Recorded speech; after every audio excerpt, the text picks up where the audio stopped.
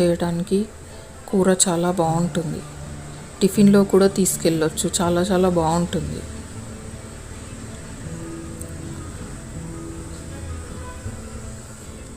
కొంచెం చివరిగా ఉప్పు వేసేసుకుందాం లాస్ట్కి.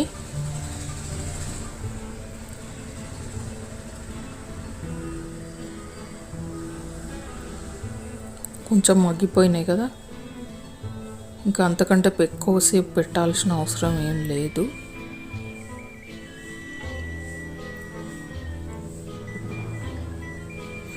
బాగా కలిపేసుకుందాం మొత్తం ముక్కలకి ఉప్పు పట్టేలాగా.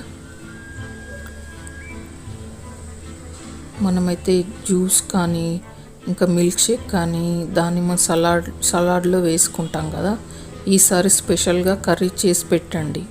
మీ ఇంటి వారు చాలా ఇష్టపడతారు. చాలా చాలా బాగుంటుంది.